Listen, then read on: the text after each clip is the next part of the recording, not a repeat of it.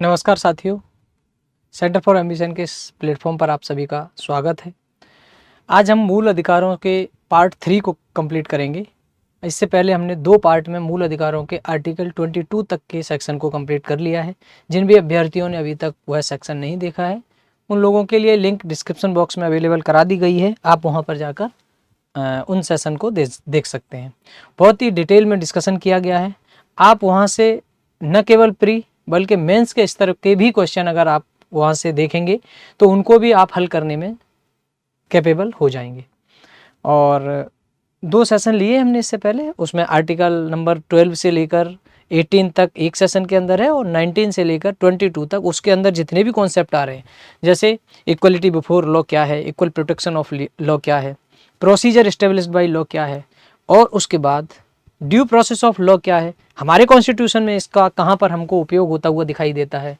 फिर हमने आर्टिकल 21 के अंदर जो केस शामिल किए गए हैं, जिनके आधार पर उनकी व्याख्या को एक्सपांड किया गया है, उसमें आप देखेंगे कि गोपाल नाथ का जो केस है, गोपालन केस, उसको किया है 1950 वाला।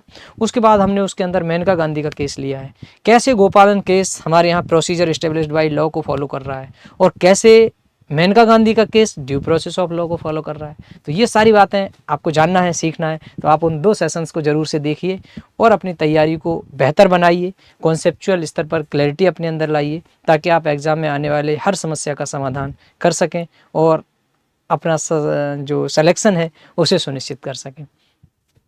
आज हम लोग देखेंगे इसके अंदर आर्टिकल नंबर 22 से 30 तक। 9 सेशन अभी तक पॉलिटी के कंप्लीट हो चुके हैं। इन 9 सेशन के अंदर हमने क्या किया है, कॉन्स्टिट्यूशन के हिस्टोरिकल डेवलपमेंट को लिया, कॉन्स्टिट्यूंट असेंबली को लिया, कॉन्स्टिट्यूशन के जो स्पेशल फीचर हैं उनको लिया है, प्रस्तावना को किया है, यूनियन एंड इट्स टेरिटरी को किया है, नागरिकता को किया है, और उसके बाद जो 2 किए हैं टॉपिक वो हमने मूल अधिकारों से किए हैं। तो इस तरीके से 8 सेशन आज से पहले कंप्लीट हो चुके हैं। 9वां सेशन है ये। जो भी अभ्यर्थी नहीं देख रहे हैं वो ये मान लीजिए आप अपना नुकसान कर रहे हैं और कुछ नहीं, क्योंकि आप अगर इन सेशन को करेंगे तो आप प्री के अंदर पॉलिटी के आए हुए जो भी 20 से 25 सवाल होंगे, 1-2 सवाल की हम नहीं कह सकते हैं, लेकिन आप उसमें 90% से अधिक सवालों को सही करने के में सक्षम बन जाएंगे। ये मेरा एकदम अपने एक्सपीरियंस के आधार पर दावा है कि जहां मैं क्लिक कर रहा हूं, जहां मैं पिन पॉइंट कर रहा हूं, क्वेश्चन ऑलमोस्ट उसी एरिया से आपके पास फॉर्म होकर आएंगे। तो आप शुरू करते हैं हम लोग आज का सेशन, और इसमें हम सबसे पहले देखेंगे आर्टिकल नंबर 22 और 22 तो हमने वहाँ कर लिया है, उस वाले तक हम यहाँ पर देखेंगे आपका 23 टू 24, यही 2 हैं। शोषण के विरुद्ध अधिकार, शोषण के विरुद्ध अधिकार, या लिख सकते हैं राइट अगेंस्ट एक्सप्लॉयटेशन।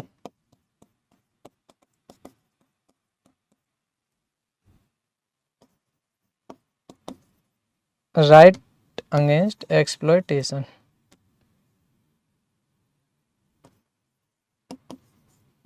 ये वाली बात आप इस आर्टिकल के अंदर देखेंगे। पहले ये आपसे पूछा भी जाता है कि राइट टू एक्सप्लॉयटेशन किस आर्टिकल के अंदर आते हैं, तो 23 और 24 के अंदर आते हैं। फिर आपसे पूछा जाता है कि 23 नंबर के आर्टिकल में क्या है और 24 नंबर के आर्टिकल में क्या है। तो हम सबसे पहले देखेंगे आर्टिकल नंबर 23। ये मानव दुर्व्यापार एवं बलात्श्रम के विरुद्ध अधिकार, मानव दुर्व्यापार एवं बलात्श्रम के विरुद्ध अधिकार प्रदान करता है। इसके माध्यम से क्या होगा, आपको देखने को मिलेगा यह वाला prohibition of traffic in human being and forced labour. यहाँ पे लिख लेते हैं prohibition of human trafficking and force labour. यह बताता है, यह संरक्षण देता है ह्यूमन ट्रैफिकिंग को और फोर्स्ड लेबर को। इसके अंदर ह्यूमन ट्रैफिकिंग का मतलब है किसी भी व्यक्ति को वस्तुओं की तरह खरीदना और बेचना, इस बात को प्रतिबंधित करता है यह अधिकार। दूसरा बलात् श्रम, इसमें बलात् श्रम के अंदर वैसे श्रम को शामिल किया जाता है जो व्यक्ति की मर्जी के विरुद्ध करवाए जाते हैं या उससे इस प्रकार करवाए जाते हैं कि उसको उसके बदले में मेहनताना या उसकी जो कह सकते हैं मजदूरी बनती है वह प्रदान नहीं की जाती है। तो इस प्रकार का कोई भी काम कराया जाएगा तो उसको प्रोहिबिशन प्रदान करेगा आर्टिकल नंबर 23। यानी यदि कहीं पर या किसी व्यक्ति को ह्यूमन ट्रैफिकिंग में यूज किया गया है तो वह व्यक्ति न्यायालय जा सकता है आर्टिकल 23 के तहत। किसी व्यक्ति का बलात् श्रम यानी फोर्स लेबर के तौर पर इस्तेमाल किया गया है तो वह व्यक्ति या उसके बिहाफ पर कोई भी ऑर्गेनाइजेशन, कोई भी व्यक्ति PIL दायर करके न्यायालय में उसको न्याय दिलवा सकता है। यह बात आपको आर्टिकल नंबर 23 वन के अंदर देखने को मिलेगी। यह वाली बात, ये दो जो बात इसके अंदर हमने कही है आपको आर्टिकल नंबर 23 वन में देखने को मिल जाएगी। अच्छा, क्या क्या किया गया है, इसके लिए एक एक्ट पारित किया गया है इस काम को रोकने के लिए। वह है अनैतिक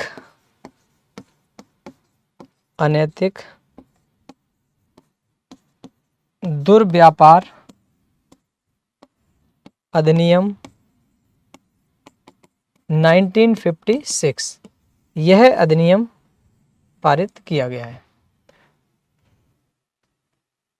यह प्रोहिबिट करता है दुर्व्यापार को, और अगर कोई व्यक्ति इसका अपराधी पाया जाता है तो उसकी सजा का प्रावधान भी इस एक्ट के अंदर किया गया है। अच्छा, अब इसके अलावा एक आर्टिकल आपको देखने को मिलेगा 23 पार्ट 2। 23 पार्ट 2, 23 पार्ट 1 के अंदर बोल दिया है, प्रोहिबिशन किया गया है यानी मना किया गया है किसके लिए, मानव दुर्व्यापार और बलात् श्रम के लिए। लेकिन 23(2) के अंदर क्या किया गया है कि राज्य को यानी स्टेट, जो आपने आर्टिकल 12 के अंदर पढ़ा, राज्य को आदेश दिया गया है कि यह व्यक्ति को सार्वजनिक सेवा या सैन्य सेवा में बिना किसी भुगतान किए उपयोग कर सकता है।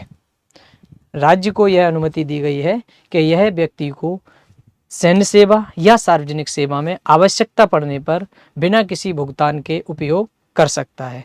हाँ, इसके लिए एक शर्त लगाई गई है कि इस भर्ती प्रक्रिया के दौरान राज्य किसी भी जाति, धर्म, लिंग, जन्मस्थान आदि के आधार पर भर्ती प्रक्रिया में भेदभाव नहीं करेगा। ऐसा नहीं करेगा कि किसी पर्टिकुलर कम्युनिटी को ही इसके अंदर शामिल करे और किसी दूसरी कम्युनिटी को इसके अंदर शामिल ही ना करे, या किसी एक पर्टिकुलर कम्युनिटी या दो कम्युनिटी को ले ले और तीसरी किसी कम्युनिटी को छोड़ दे। तो ऐसा भेदभाव राज्य नहीं कर सकता है। तो इस तरीके से आर्टिकल नंबर 23(2) है और ये 23(1) है। ये दो बातें आप यहाँ पर देखेंगे। यहाँ आप देख सकते हैं कि राज्य को अनुमति मिली हुई है अनिवार्य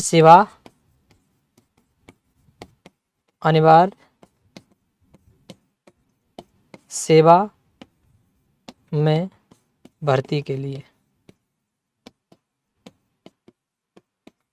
वो सैन्य सेवा हो सकती है, वह सार्वजनिक सेवा हो सकती है। इस आधार पर किसी भी सेवा के अंदर राज्य क्या कर सकता है, नागरिकों को भर्ती कर सकता है। बस राज्य के ऊपर शर्त यह लगाई गई है कि वह किसी भी व्यक्ति के साथ उसकी जाति, लिंग, जन्मस्थान आदि के आधार पर भेदभाव नहीं करेगा। अब हम लोग देखते हैं आर्टिकल नंबर 24। आर्टिकल नंबर 24, यह 24 नंबर का जो आर्टिकल है ये क्या है, चाइल्ड लेबर को प्रोहिबिट करने का काम करता है। इसके अंदर बलात् श्रम को रोका गया है। इसमें आप देखेंगे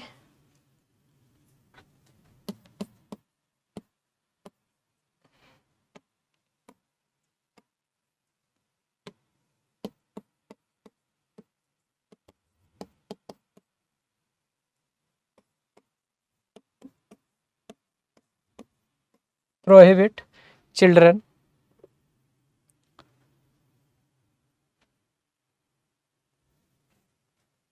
prohibit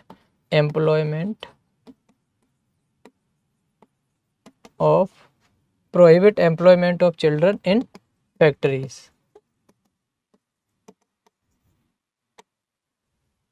यहाँ पे आप लिख लीजिए बलात् श्रम निषेध, यह बात यहाँ बोली गई। इसको मैं दोबारा लिख देता हूँ।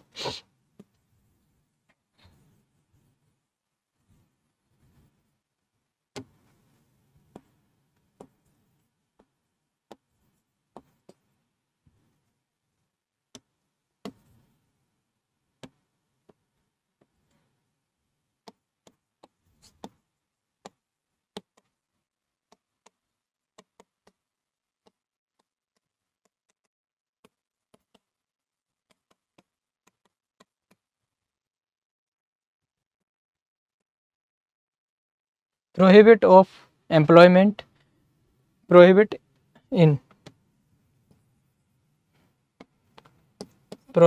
Employment of children in factories, बलात् श्रम निषेध। इसके अंदर क्या किया गया है कि बालकों के किसी खतरनाक काम में इन्वॉल्व करने के विरुद्ध यह अधिकार प्रदान किया गया है। यानी 14 वर्ष या उससे कम उम्र का कोई बालक है, बच्चा है, उसको आप किसी हजार्डस वर्क के अंदर शामिल नहीं कर सकते हैं, उसको किसी ऐसे काम में, खतरनाक कामों में शामिल नहीं करा सकते हैं जो उसके बाल अधिकारों का हनन करता हो। यह अधिकार यहाँ पर मिला हुआ है आर्टिकल नंबर 24 के अंदर।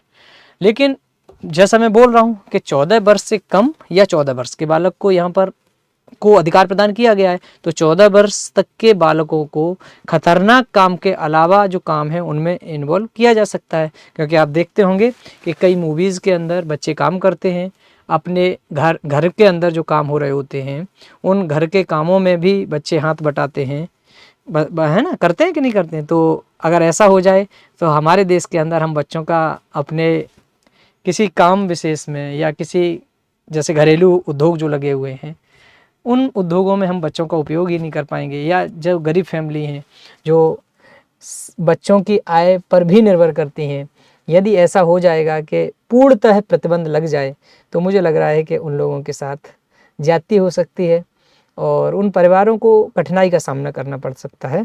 तो आप इस तरीके से यह बात देखेंगे कि यह बात 14 वर्ष के बालकों और उसके लिए ही यह बात लिखी गई थी।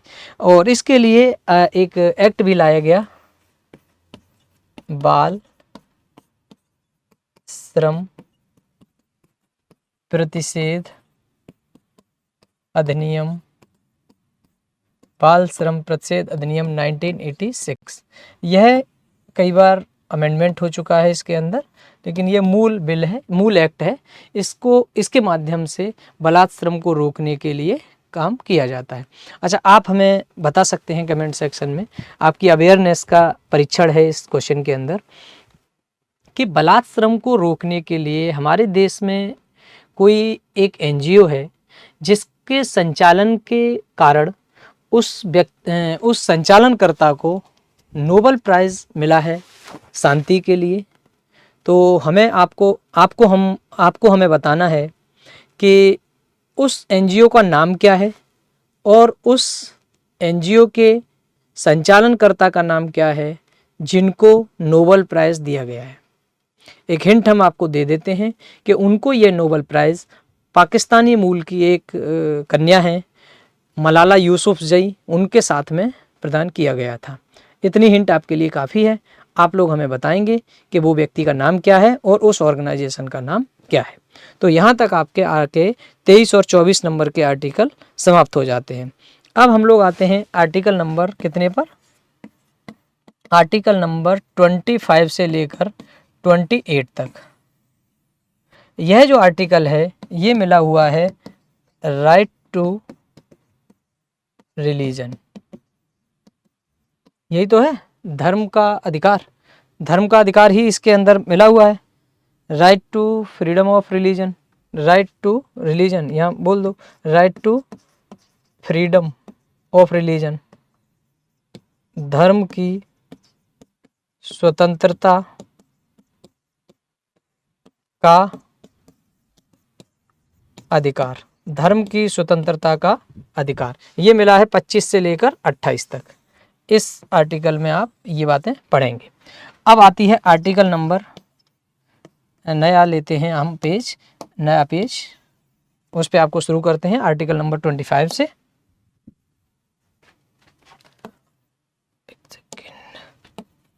आर्टिकल 25 यह व्यक्तिगत स्तर पर अपने धर्म के मानने को, अपने धर्म के अनुपालन को संरक्षण प्रदान करने का कार्य यह आर्टिकल 25 करता है।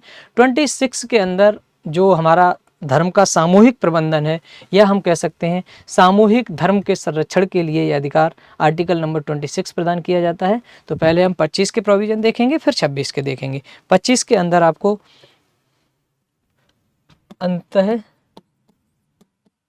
अंतःकरण की और धर्म की अबाध रूप से मानने की स्वतंत्रता। अंतःकरण और धर्म की अबाध रूप से मानने की स्वतंत्रता, यह स्वतंत्रता आपको देखने को मिलेगी आर्टिकल नंबर 25 के अंदर। ये कंसाइंस होता है, कंसाइंस अंतःकरण और धर्म की अबाध रूप से मानने की स्वतंत्रता। अब इसमें क्या होता है, अबाध रूप से मानने की, और इसके अंदर मानने के अलावा और क्या होता है, मानने की, आचरण करने की, मानना, आचरण करना, मानना, आचरण करना, ये इस टाइप की स्वतंत्रताएं इसके अंदर प्रदान की गई हैं। तो आपके अंतःकरण में किसके प्रति विश्वास है, आप किस इष्ट देव को मानते हैं, यह आपकी स्वतंत्रता है, आपको कोई बाधित नहीं करेगा। दूसरी, किसी धर्म को मानने, आप किस रिलीजन को फॉलो करते हैं, किसी रिलीजन को फॉलो करते हैं या नहीं करते हैं, आप थीस्ट हैं, अथीस्ट हैं, किसी को कोई फर्क नहीं पड़ता है, आपको स्वतंत्र हैं। आप चाहे तो किसी धर्म को माने, चाहे ना माने, कैसे आप उसका आचरण करेंगे, उस आचरण को करने के लिए आप स्वतंत्र हैं। आपके ऊपर किसी भी तरीके का कोई स्टेट, मतलब राज्य, आपके ऊपर किसी भी प्रकार का कोई प्रतिबंध नहीं लगाएगा। ठीक है, तो ये अधिकार आपको आर्टिकल नंबर 25 के अंदर मिल जाएंगे। लेकिन आर्टिकल नंबर 5 के अंदर ये जो जैसे बोला ना, इसमें प्रचार का भी आता है, जैसे मानने का आता है, आचरण का आता है, प्रचार करने का भी आता है। प्रचार की स्वतंत्रता, प्रचार की स्वतंत्रता, अंतःकरण की और धर्म की। अंतःकरण आपके अंतरात्मा में जिस भी विश्वास को आप मानते हैं उसके अनुसार आप अपना आचरण कर सकते हैं, है ना, ये ना आचरण कर सकते हैं, उस अंतःकरण के विश्वास को आप मान सकते हैं और उसका प्रचार कर सकते हैं। उसी तरीके से जिस भी धर्म को आप मानते हैं उस धर्म का आचरण कर सकते हैं, मान सकते हैं, उसके कस्टम, उसके बाह्य जो आडंबर हैं उनको फॉलो कर सकते हैं। जैसे ये पूजा करना, मज़ारों पर जाना, ये धर्म का बाह्य अंग है, इसके आचरण करने की आपको स्वतंत्रता है, प्रचार करने की स्वतंत्रता है। बस राज्य क्या करेगा, रीजनेबल रिस्ट्रिक्शन लगा सकता है, यदि उसे ऐसा कोई भी कृत्य ऐसा लगता है तो वह रीजनेबल रिस्ट्रिक्शन लगा सकता है। अच्छा, आर्टिकल नंबर 25 के अंदर दो व्याख्याएं आपको देखने को मिलेंगी। पहले नंबर की व्याख्या यह है कि सिख धर्म के अंदर, सिख धर्म में क्या होता है, ये हाथ में कड़ा पहना जाता है, आप लोगों ने देखा होगा ना। सिख धर्म के अंदर कृपाण धारण करना, सॉरी कड़ा बोल रहा था, कृपाण के बारे में बात हो रही है। सिख धर्म में कृपाण धारण करना और इसे लेकर चलना।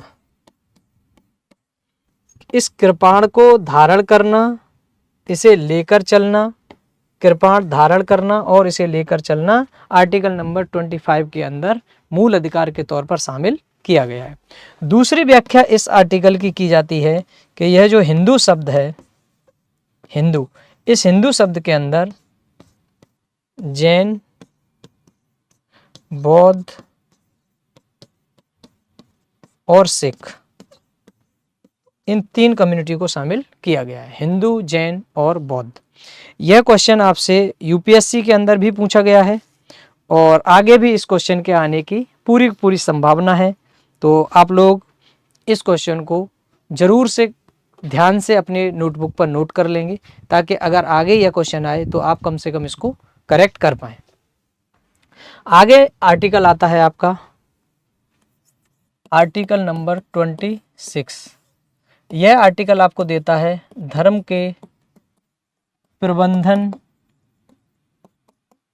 की स्वतंत्रता। धर्म के प्रबंधन की स्वतंत्रता। क्या मेरी बात समझ पा रहे हैं आप? आर्टिकल नंबर 26 आपसे कहता है धर्म के प्रबंधन की स्वतंत्रता, फ्रीडम टू मैनेज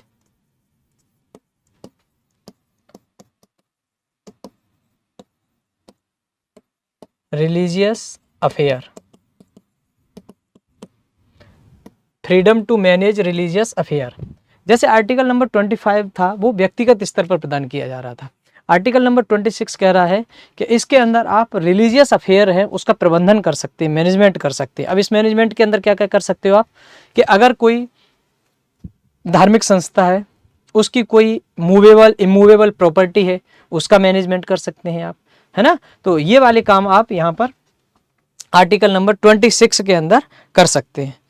और इसमें क्या करेंगे आप, जो सामूहिक कृत्य होते हैं धर्म से रिलेटेड, उन सामूहिक कृत्यों का संरक्षण इस आर्टिकल नंबर 26 के अंदर प्रदान किया गया है।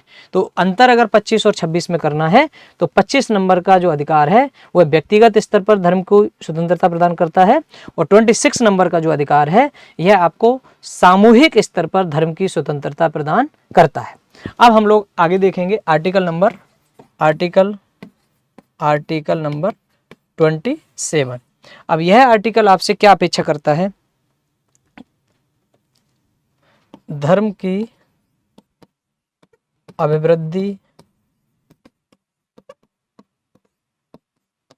के लिए जी क्या हो रहा है,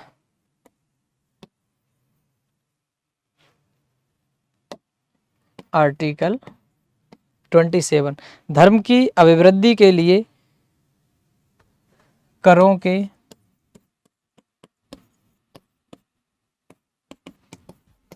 समुदाय से स्वतंत्रता, यानी करों के समुदाय से स्वतंत्रता।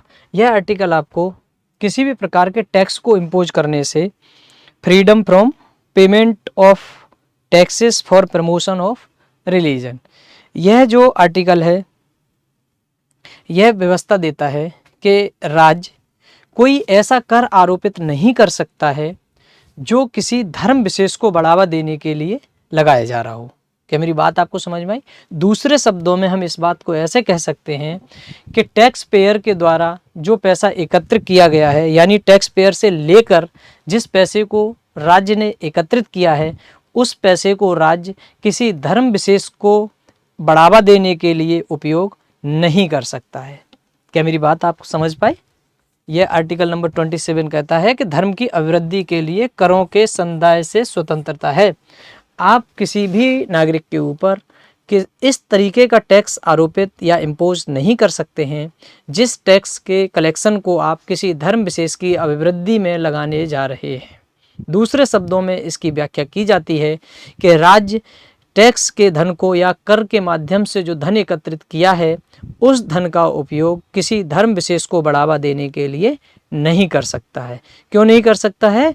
क्योंकि राज्य का कोई धर्म नहीं होता और हम एक सेकुलर नेशन है, धर्मनिरपेक्ष राज्य हैं, यानी पंथ निरपेक्ष राज्य। तो राज्य सभी धर्मों के लिए को बढ़ावा देने के लिए कोई एक्ट कर सकता है, लेकिन किसी एक धर्म को बढ़ावा देने के लिए किसी भी प्रकार के कृत्य को नहीं कर सकता है। अच्छा, ये कर को लेकर तो मना ही करता है, लेकिन ये शुल्क जो होती है, शुल्क, इस शुल्क को लेने से छूट प्रदान करता है। यह शुल्क आप देखेंगे गैर धार्मिक कार्यों को मैनेज करने के लिए फंड का कलेक्शन होता है। जैसे आप देखेंगे जब कुंभ का आयोजन हो रहा होता है तो रेलवे के द्वारा कुछ शुल्क बढ़ाई जाती है टिकट के ऊपर, जिस पे शुल्क ली जाती है, मेला शुल्क इस तरीके की लगाई जाती है। तो यह छूट प्रदान की गई है। करों को तो नहीं लगाया जा सकता है, लेकिन शुल्क वसूल की जा सकती है, क्योंकि शुल्क के माध्यम से गैर धार्मिक कार्यों को, विशेषकर लॉ एंड ऑर्डर को संचालित करने, लॉ एंड ऑर्डर को प्रभावी बनाए रखने के लिए कार्य किया जाता है। अब आप देखेंगे आर्टिकल नंबर 28। अब उस 28 नंबर के आर्टिकल में आप देखेंगे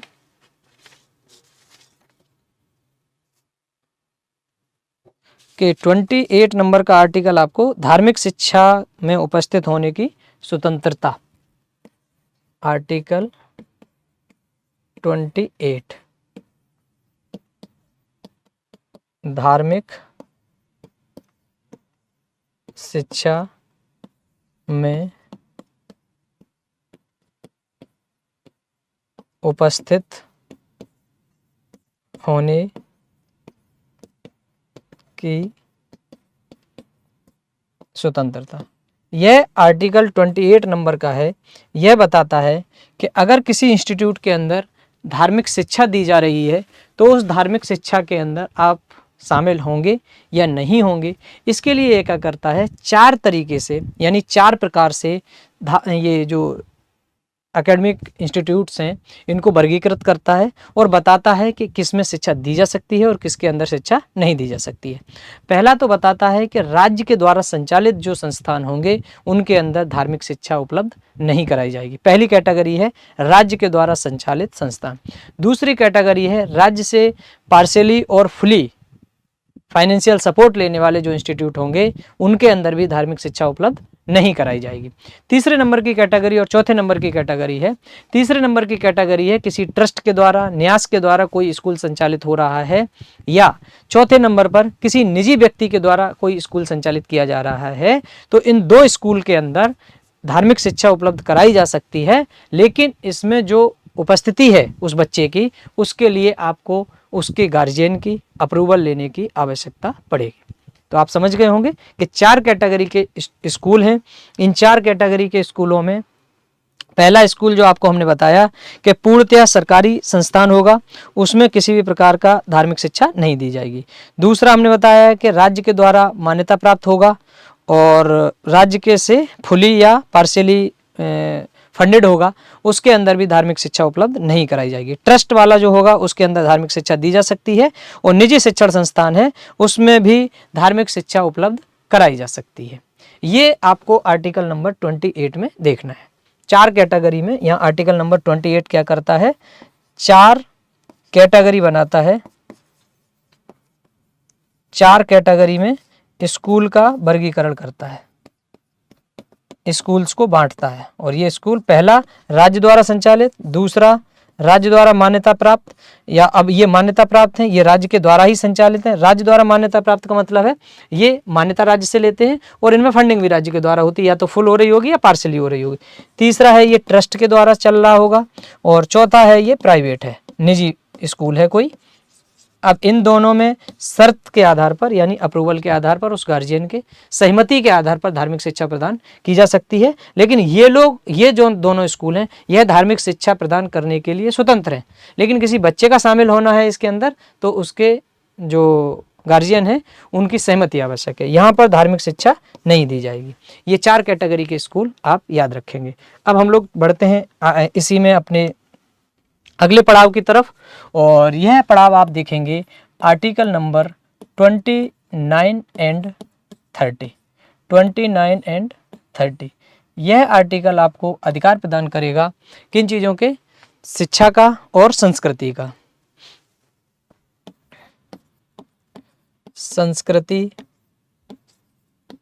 संस्कृति और शिक्षा संबंधी अधिकार।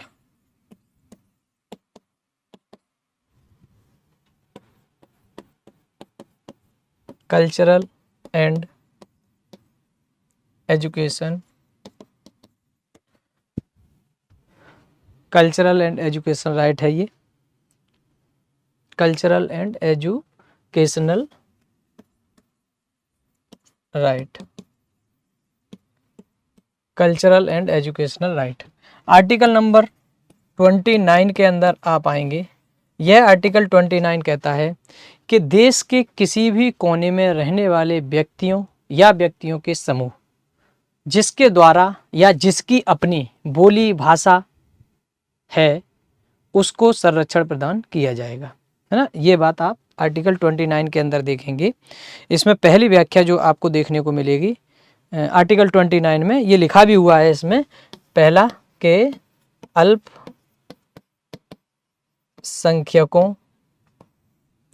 के हितों का संरक्षण,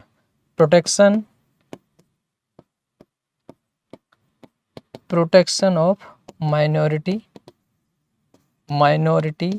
राइट्स। माइनॉरिटी के राइट्स का प्रोटेक्शन आर्टिकल नंबर 29 के अंदर आपको देखने को मिलेगा। अब इसके अंदर हम बोल रहे हैं आपसे, भारत के किसी भी भाग में रहने वाले नागरिकों के किसी अनुभाग जिनकी भारत के किसी भी भाग में रहने वाले नागरिकों के अनुभाग जिसकी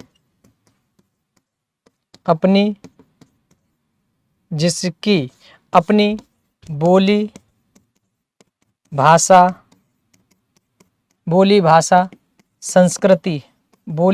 या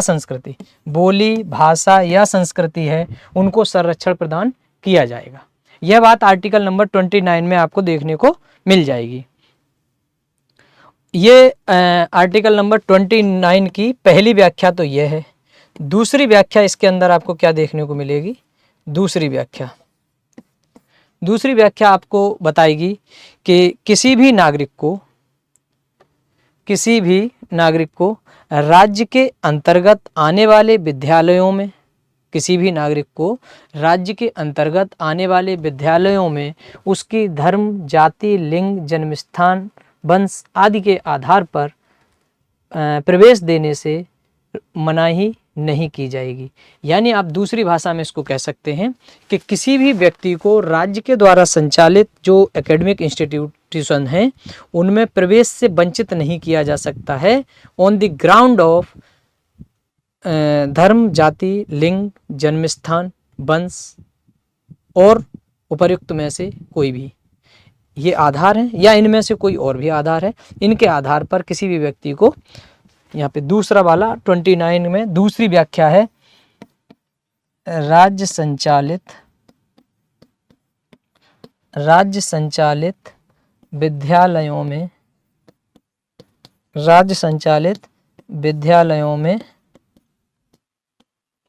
धर्म, जाति, लिंग के आधार पर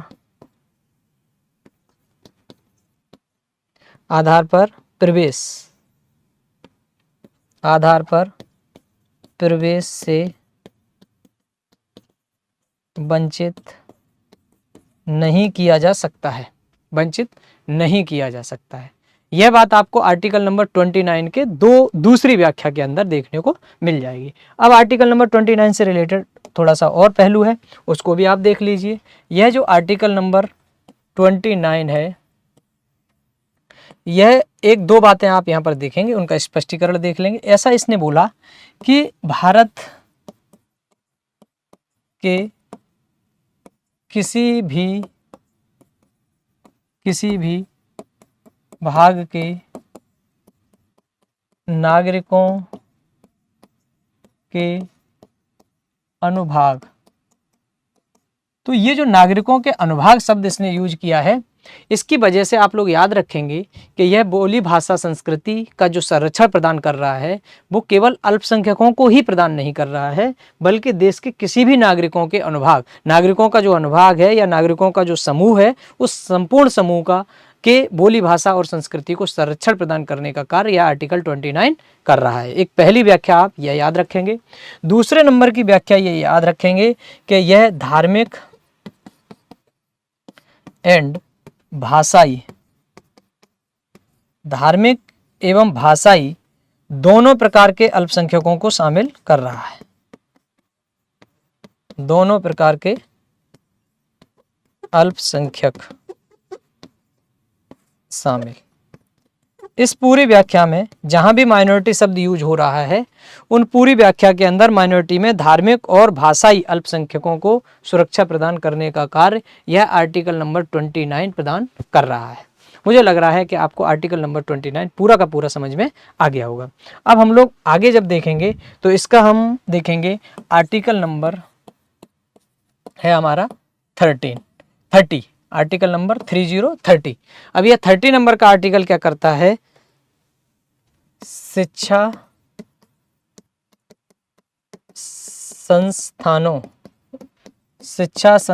की स्थापना और प्रबंधन का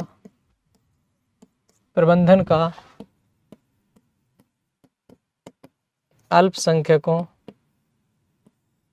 का अधिकार,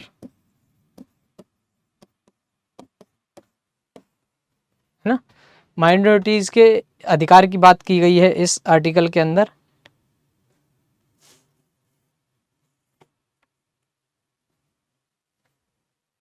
राइट टू माइनॉरिटी दिया गया है इसमें, क्या का, शिक्षण संस्थानों को स्थापित करने का और उनके प्रबंधन करने का।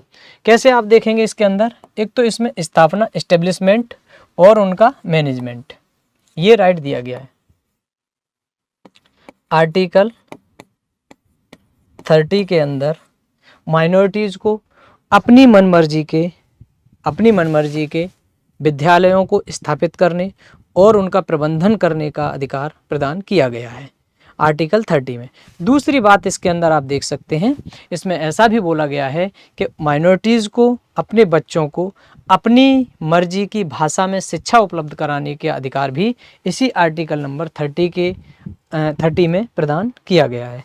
ये दो बातें आप इसके अंदर आर्टिकल 30 में देख सकते हैं, ताकि आप ये देख पाएँ कि इसी आर्टिकल 30 के आधार पर ही आप देखेंगे कि बहुत सारे माइनॉरिटी इंस्टीट्यूट हमारे देश के अंदर संचालित होते हैं। आगरा में आप देखेंगे तो मुझे दिखता है जैसे टेढ़ी बगिया के पास एक RBPG डिग्री कॉलेज है, वह विद्यालय भी माइनॉरिटीज़ के अंतर्गत ही रजिस्टर्ड है, वह इंस्टीट्यूट माइनॉरिटी इंस्टीट्यूट के रूप में ही रजिस्टर्ड है। तो ऐसे विद्यालय संचालित होते हैं। तो इस प्रकार से आप देखेंगे कि आर्टिकल नंबर 30 तक के आपने फंडामेंटल राइट्स कंप्लीट कर लिए हैं। इसके आगे हम आर्टिकल नंबर 31 तो हट गया है, उसके बारे में हम आपको बताएंगे। 32 से लेकर 35 तक के आर्टिकल और 32 के अंदर जो रिट जारी करने के अधिकार हैं और 226 नंबर आर्टिकल से उसका क्या कंपैरिजन है, ये सारी डिस्कशन हम नेक्स्ट सेशन के अंदर अवेलेबल कराएंगे। और आप लोग तब तक के लिए ये जितने भी सेशन हुए हैं इनको आप करिए, रिवीजन करिए और आप अपनी तैयारी को और बेहतर बनाने के लिए निरंतर प्रयास करते रहिए ताकि आप परीक्षा में सफल हो सकें। आप लोगों ने ध्यानपूर्वक इस सेशन को सुना, इसके लिए आपका बहुत बहुत धन्यवाद। और आप हमें अपनी प्रतिक्रिया अपने कमेंट के माध्यम से ज़रूर बताएं ताकि हम आगे के सेशंस में और ज़्यादा सुधार कर सकें। और उस सुधार के साथ क्या कर सकते हैं कि उस सुधार के बाद हम आपको इन्हांस्ड वर्जन के रूप में या इन्हांस्ड वे में हम आपको और ज़्यादा प्रोडक्टिव सेशंस उपलब्ध करा सकें।